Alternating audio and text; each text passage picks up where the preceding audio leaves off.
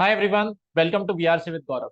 In this video, we are going to solve summary questions from CAT 2022 second slot. Okay, so without any delay, let's dive in, solve some summary questions. Okay, coming to the first paragraph, not that good a question in the sense that if your vocabulary is not super awesome, you're not very familiar with some particular jargon, तो ये question थोड़ा आपको दिक्कत दे सकता है. But I have put together a glossary which you can go through, and these are the options. So if you haven't solved these questions, if you would like to take the help of glossary, please pause the video here, try to solve the question, then you can once again play it and then go through the explanation. ठीक, तो चलो देखते हैं exactly क्या बातचीत हो रही है यहाँ पे. दो तीन पार्ट में डिस्कशन हुआ है. व्हाट इज ऑदर सेइंग कि आज ना सोसाइटी में बहुत ज्यादा डिबेट चल रही है दैट हमारी जो आज की टेक्नोलॉजी वाली सोसाइटी है, इसकी वजह से थोड़ा टेंशन हो गया यार, माहौल थोड़ा सा एंजाइटी आ चुकी है. About what? दैट आम जनता का बिहेवियर कैन बी कंट्रोल्ड. और ऐसा कोल्ड वॉर के टाइम पे हुआ करता था, लोग इस बारे में टेंशन में थे उस टाइम पे. Now what exactly is cold war, बहुत बड़ा डिस्कशन इसके ऊपर हो सकता है. Roughly I can tell you a kind of war like situation was always present between USA and USSR, who were the superpowers in this time period. And although no war actually ever took place, but the situation was extremely close to it all the time. That is why this term Cold War has been coined, and it came to an end in 91 with the disintegration of USSR. Okay. इसके बारे में अगर आपको और detail में पता करना हो तो I would recommend that you go to Wikipedia, read up a bit about this event. Commonly use term है काफी ज्यादा. ठीक है, coming forward to the question now कि मैनिपुलेशन हो सकता है, पीपल का behaviour can be controlled using some fancy tech. तो दिस इज रिजेंबलिंग, ये याद दिलाता है कोल्ड वॉर वाले टाइम पीरियड की. अच्छा, so from this we can infer थोड़ी सी ये बात कि अच्छा शायद during cold war these things were also perhaps probably done. ठीक है, चलो.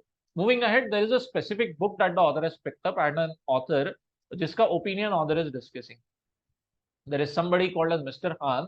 He says कि we should be, very much aware, or we should be wary of online content being used in a very specific targeted manner जो हमें influence करता है. Okay, हमें समझेगा भी नहीं, हम जान भी नहीं सकते, but that online content which we see online in the form of, let us say, social media or maybe online news portals, blah blah, whatever, it is going to influence us strongly. And because of this, there is once again a fear being expressed by Mr. Han that freedom will prove to be nothing but merely an interlude. Glossary में आप meaning देख सकते हो. Interlude का meaning है an interval, मतलब कि दो इवेंट्स के बीच का छोटा सा time. In the sense what this part means in this paragraph कि हाँ, मिस्टर हान बोल रहे हैं कि कोल्ड वॉर जब खत्म हुआ उसके बाद में जो एक छोटा सा टाइम पीरियड हमें मिला है 10-20 साल का, इसमें ही हम छोटे से टाइम के लिए फ्री है या हमारे पास फ्रीडम है, ऐसा हम कह सकते हैं. उसके पहले भी हमारा टारगेटिंग चल रहा था, एंड अब तो टेक्नोलॉजी की वजह से बहुत सोफिस्टिकेटेड टारगेटिंग और इन्फ्लुएंस और मैनिपुलेशन चल ही रहा है. तो as humans, as regular citizens, genuinely free, genuine freedom हमारे हाथ में बहुत ही कम टाइम के लिए, as an interval, as an interview. Because the fear is that कि आज की जो हमारी ये डिजिटल एज है, it has not truly liberated us, but हमारी पर्सनल लाइफ को एक्सपोज कर दिया. You have some fancy computer world के jargon thrown away, machine learning algorithms. Okay, यहाँ पर भी ऊपर में there is this big data mentioned over here. ठीक है भाई, AI, ML, बिग डेटा और भी तीन चार टर्म्स दे देते, काम ही खत्म हो जाता. बट इन्होंने ठीक है, बिग डेटा दिया है, मशीन लर्निंग दिया है. चलो आगे. तो बड़े बड़े ये इस तरह के sophisticated algorithms, they can process a lot of data at the same time, and we as human beings have become exposed. हमारी पर्सनल डिटेल्स, हमारी personal life can be analysed by this algorithms, and they can influence us so so so strongly. ठीक है, अब आता है second half of the narrative which is very important for capturing the summary. देखो क्या होगा in a cat question, what you will have is in a summary, late us से उसका लेंथ अगर इतना है, हॉरिजॉन्टल एक स्केल पॉइंट ऑफ व्यू में हम दे तो, ठीक है, तो ऑलमोस्ट 60, 70, 80% ऑफ द नैरेटिव में author will have some particular tone. Let us say maybe he might be very negative about something. आखिरी के 10-20% में जनरली थोड़ा सा एकदम से ट्विस्ट आ जाता है टोन में, थोड़ा पॉजिटिव टच आ जाएगा, या vice versa is also possible.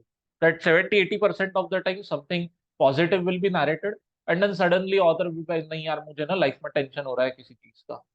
तो ऐसे केस में an appropriate summary would be capturing both sides of this coin. एक अच्छी समरी वो नहीं होगी जहां पे आप सिर्फ वो शुरुआत के 70-80% बल्क पे फोकस कर रहे हो. And this becomes very important. अगर ऑथर ने कहीं पे बीच में वर्ड्स यूज कर लिए when making this transitions as but yet however, तो then that transition from positive to negative or from negative to positive becomes very, very important. And you should not ignore that in any way or form. And that is happening here in this part from in a world of influencers. क्या कहता है author यहाँ से? He is saying कि आज का जो हमारा जमाना है जहाँ पे सब you have YouTube के stars, Instagram influencer, blah blah blah. तो ऐसे जमाने में thinking about disconnecting from the world, disconnecting from let us say social media, going off the grid और ऐसी सोसाइटी बनाना पॉसिबल ही नहीं है. It's not easy to imagine such a society, क्योंकि हम अब इतने डीपली टेक वर्ल्ड में दैट में इमर्स हो चुके हैं. बट आ गया बहुत बहुत इंपॉर्टेंट बट आ गया कि अब जो इतना खतरा हमारे ऊपर आ चुका है that we are being targeted online in a very sophisticated manner. A lot of polarisation is happening, meaning that conflicts trigger किए जा रहे हैं. People are being divided into two very strongly opposite groups. Once again big data फेंका है हमारे रास्ते में. तो इनके ऊपर जो भी टेंशन है जिस चीजों की वजह से कि we are being targeted, we are being divided sophisticated manner में, तो some polemics, some people who are very strong with debates, very very critical, these guys are now advocating कि यार बहुत हो गया. Let's try to have a life where we have solitude, where we have a disconnect, in the sense कि मत रहो इतना ज्यादा ऑनलाइन, मत रहो इतना ज्यादा सोशल मीडिया पे, थोड़ा सा डिस्कनेक्टेड रहो, थोड़ा एकांत में रहो, अकेले रहो. May be this can help you out. ठीक है. So suddenly in the last closing 2-3 lines author has proposed minor minor छोटा बहुत थोड़ा तो भी सोल्यूशन कि ठीक है बहुत ज्यादा हम टेक्नोलॉजी के कब्जे में है अभी, it rules over us very strongly, but some people have put forward a kind of alternative, a kind of solution to the current status. That's it. So ideally speaking, summary should reflect both these scenarios. So let's see which option does that. So by the same logic, you can throw out option D and A at the same time. Why? What do they say? Only one of the narrative.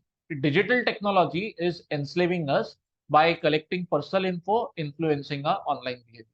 Correct? ठीक है. Only negative aspect of tech being discussed. Option A. Role of tech in influencing people का behavior हमें याद दिलाता है. Reminiscent means याद दिलाता है of the way behavior was manipulated during the Cold War. So even if we don't dive deeper into it, even if we don't dissect the meaning of this sentence a lot, still you can see that it focuses only on the negative aspect. ठीक है. Okay okay. Going ahead, option C आप बहुत खुशी के साथ reject कर सकते हो because it is bringing in some fancy term artificial intelligence. कहाँ लिखा है पैराग्राफ में? कहीं भी नहीं है. आपको थोड़ा सा रैबिट होल में ले जाने के लिए author has written big data. he has also written machine learning algorithms, ML, but AI का नाम नहीं लिया है. आर्टिफिशियल इंटेलिजेंस नोवेयर प्रेजेंट, इसलिए option C immediately thrown out. बचता क्या है? बचता है B, very wonderfully made option. Why? with big data, okay, one jargon coming away correctly, it has made personal information freely available. ठीक है. इसके ऊपर में हल्का सा सवाल आता है कि कहाँ लिखा है freely available, but थोड़ा सा inference you can draw from this by offering up our private lives to machine learning algorithms. इसका मतलब easily available है. You don't need to take freely available मतलब मुफ्त में बिना पैसों के, वैसा नहीं. Freely here implies easily, very easily accessible. Okay. So because of this, a debate has surfaced regarding the nature of freedom that we have. Definitely यहाँ पे मिस्टर हान का ओपिनियन आ गया that freedom is nothing but an interlude and the need for privacy has resurfaced. Closing remarks also captured properly. कितना बढ़िया option बनाया है ये. मिस्टर हान ने जो टेंशन लिया है लाइफ में वो भी कैप्चर हो गया.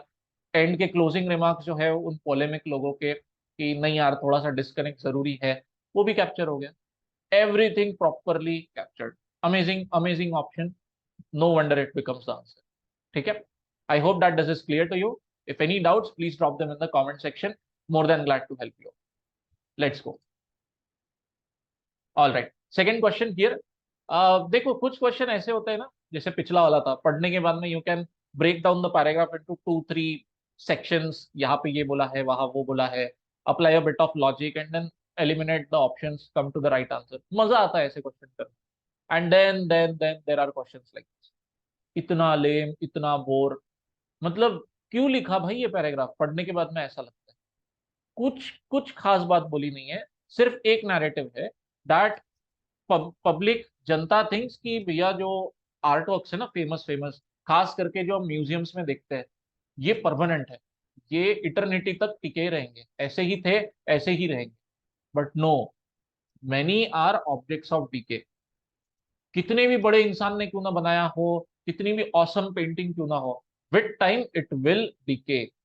एक तो उनका पेंट फेड हो जाएगा, या फिर जिस मटेरियल से उनको बनाया गया है वो डीके हो जाए, या जिसके ऊपर बनाया है, may be a piece of paper, may be a piece of canvas, whatever, वो बिगड़ जाएगा. So this is a challenging fact of art world life कि देखो, कोई भी आर्ट पीस हो, कोई भी आर्ट वर्क हो, it's not going to stay permanent, it's going to decay. And that is labelled as because of inherent vice. कि आपके अंदर ही वो चीजें हैं जो आपको एक दिन मार देगी, आपको खराब कर देगी. इनहेरेंट मीन्स इनसाइड यू, अंदर से है, इनबिल्ट है. And vice means opposite of virtue. Virtue means something that makes you good, better. Vice means something that spoils you. तो आपके अंदर ही वो चीजें हैं जो आपको बिगाड़ देगी. इन द सेंस, आर्ट वर्क जिस कैनवास पे बना है, कल जाके वो कैनवास ही डीके हो गया, गया आर्ट वर्क पूरा काम से. ठीक है. एंड देन उसके बाद में, I don't know why Damien Hirst का इतना लेम एग्जाम्पल क्यों ही दिया ऑथर ने यहाँ पे. बहुत बोर हुआ यार ये पढ़ के. कुछ नहीं बोला है यहाँ पर. There is this guy who seems to have taken a giant fish. शायद शार्क लिया है इसने, पता नहीं, whatever. He has taken a, yes, it's a shark, it's a shark.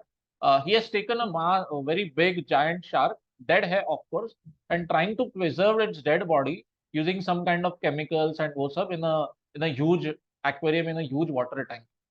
And then हुआ ये, author कहता है that he forgot to use the right preservative. And mother of irony, he was trying to portray death as something permanent. तो वो fish ही decay होने लगी. And foul smell started coming out, blah blah. मतलब बहुत बहुत bore हुआ यार ये पढ़ के. क्या बोला है, क्या पॉइंट है, कुछ नहीं समझ में आ रहा है. So all in all, anyway, Damien Hirst is what we call as a proof of concept here. He has been used as an example to what the other wants to say. Now one thing to keep in mind is कि हम ना कभी भी summary में specific example के ऊपर focus नहीं करते. सो इतना ये पूरा का पूरा part which talks about that shark decaying and all, we will prefer not to have it in the summary.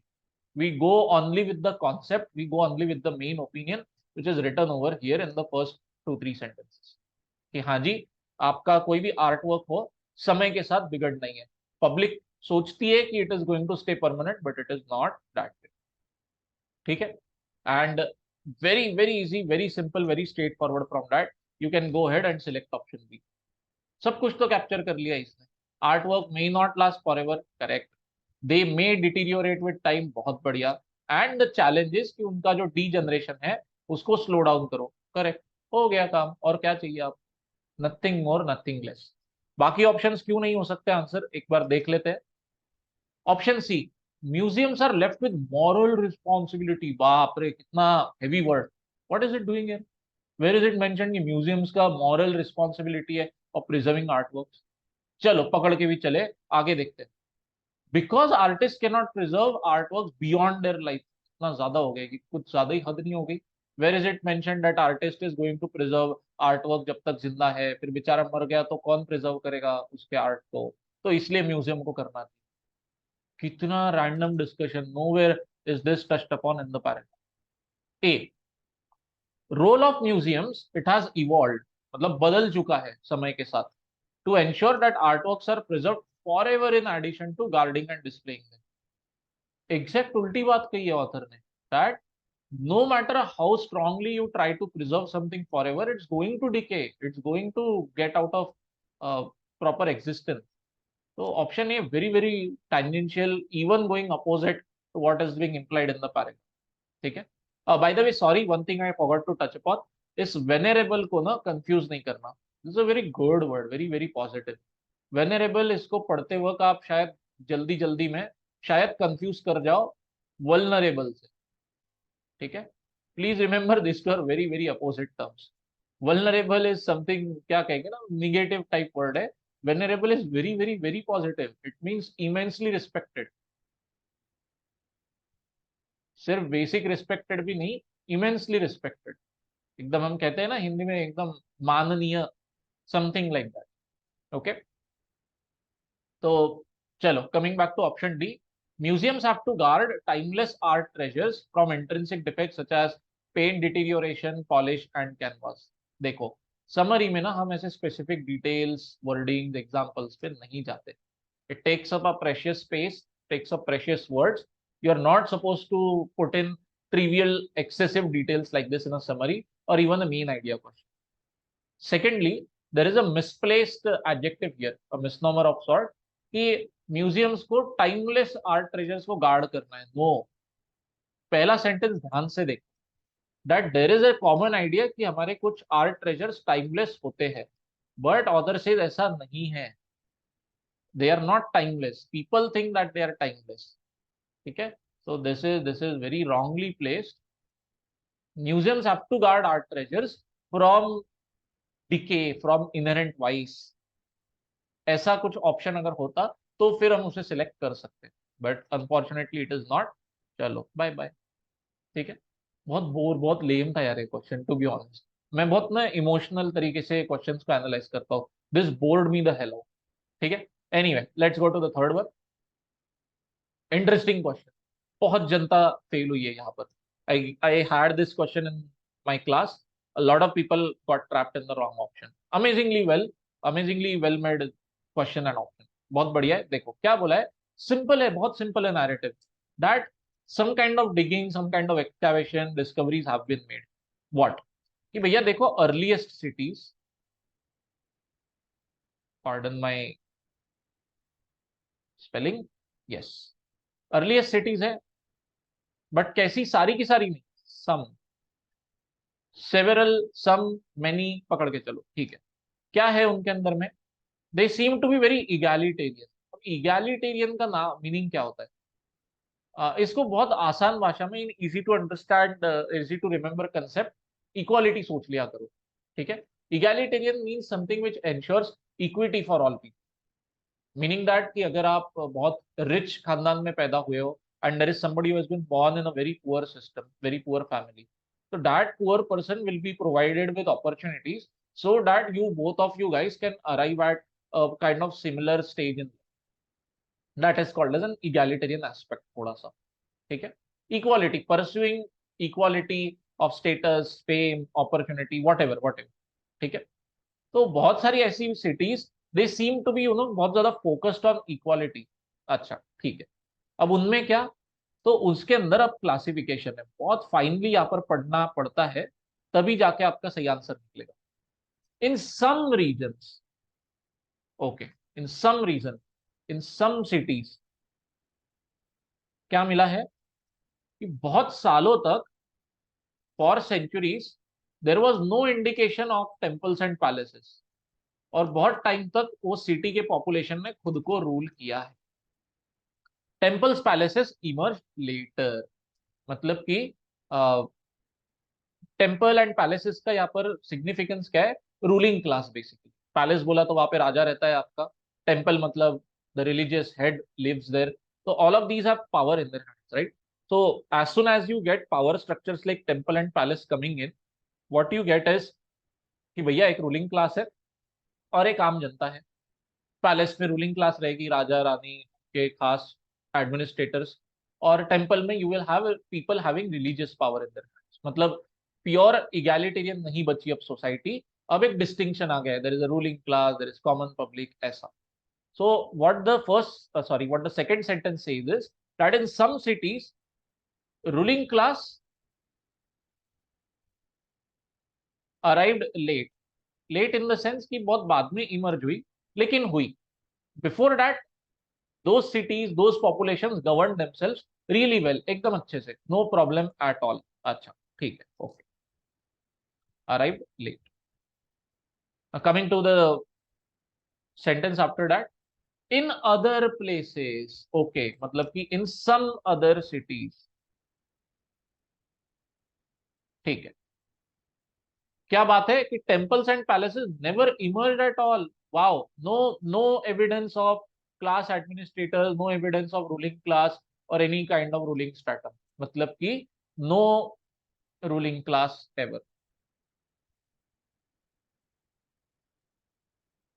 ठीक है, okay.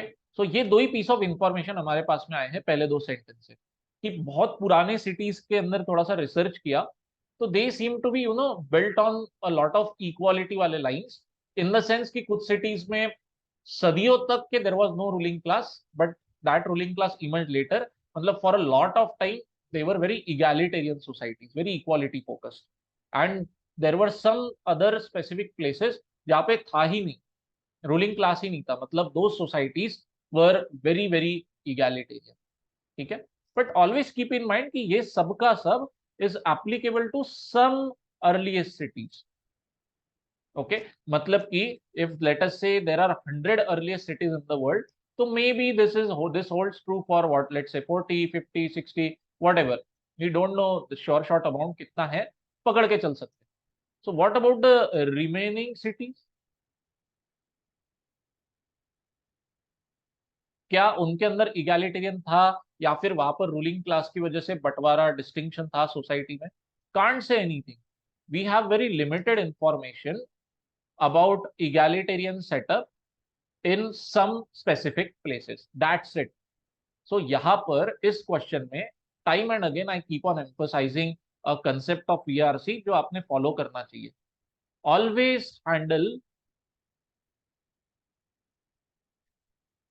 Your qualifiers and quantifiers carefully.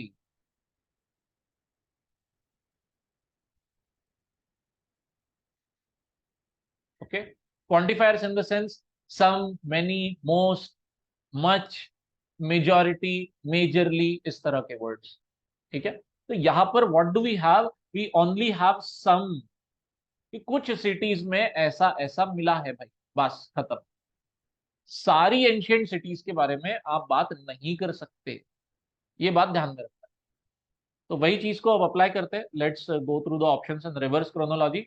D देखते हैं कि lack of hierarchical administration in ancient cities, it can be deduced by absence of religious and regal structure. Regal मतलब royal, मतलब palaces. कि अच्छा ठीक है, पुराने सिटीज में ना हमें दिखता है कि देयर वाज नो हायरार्की, क्योंकि वहां पे आपको टेम्पल्स और पैलेसेस नहीं दिखते।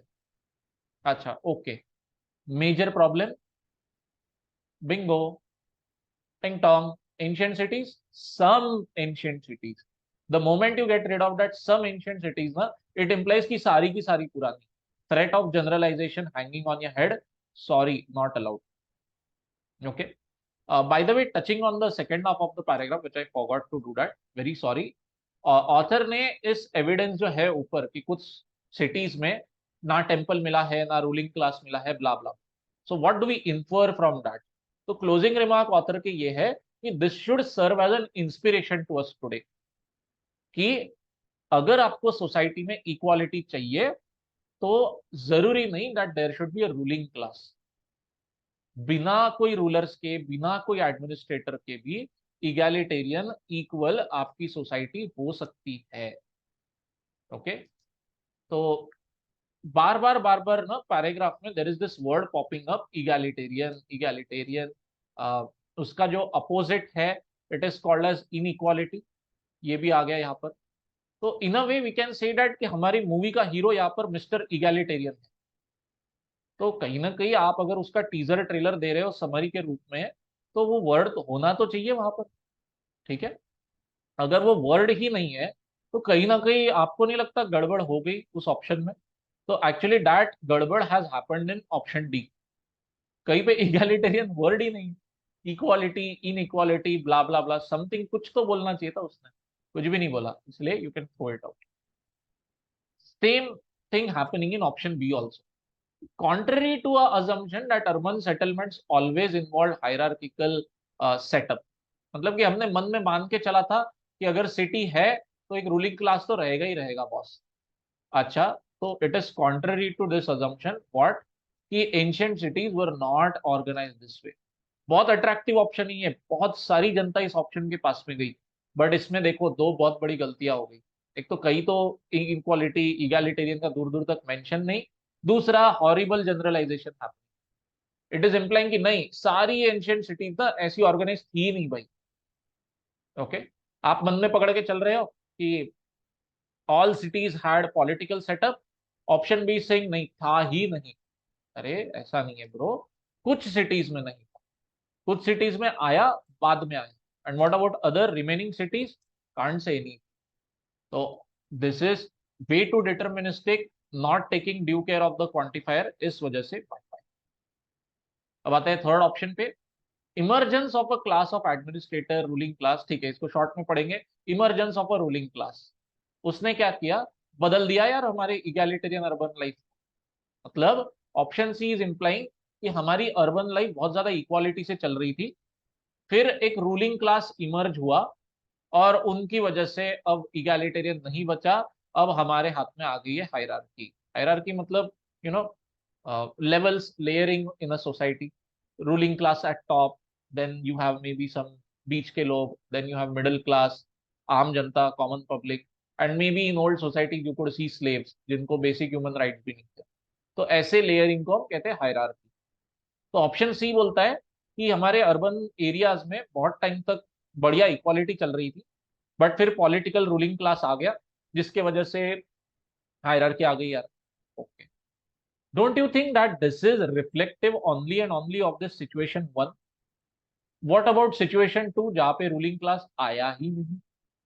ठीक है, what about situation थ्री जिसके बारे में हम कुछ जानते ही नहीं? So option C misses out on point two and three. Also it is generalizing by saying egalitarian urban life of ancient cities। आ गए यार, सब सारी ancient cities लपेटे में आ गई, कितना गलत बात है। Very wrong, very wrong. Let's go and find the correct option which is option A. बहुत बढ़िया, कितने अच्छे से उसने क्वांटिफायर्स यूज किया है कि वी हैव एविडेंस, मतलब we have some sample, some proof, some example before us which supports existence of equal urban life. बहुत बढ़िया कहा bro, in some ancient cities. Golden golden golden word in this option, some ancient cities where political and civic organization was far less hierarchical। इतनी awesome लिखा है इसने। It covers situation 1 and 2 properly, कि कुछ cities में ऐसा हमें evidence मिला है कि वहां पर बहुत ज्यादा इक्वालिटी थी कंपेयर टू सिचुएशन टुडे, और आज हमारे सोसाइटी में जितना ज्यादा लेयरिंग है, जितनी हायरार्की है, उसके कंपैरिजन में बहुत कम थी। इन द सेंस कि कहीं कहीं पे तो थी ही नहीं, and in other places it emerged pretty late। So yes, both situations 1 and 2 captured amazingly perfect manner by usage of some। So without any second thought, you can mark option A as the right answer। Unfortunately very few people went for this, a lot of people uh, getting trapped in option B, which I don't know why became such so attractive to so many people। ठीक है, so I hope the discussion of all the three questions is clear to you। If any doubts, please drop them in the comment section। If you like the content, please like, share, subscribe, share it with your other friends who might be preparing for the exam। Thank you for watching once again। I'll see you in the next video। Till then, bye bye, take care।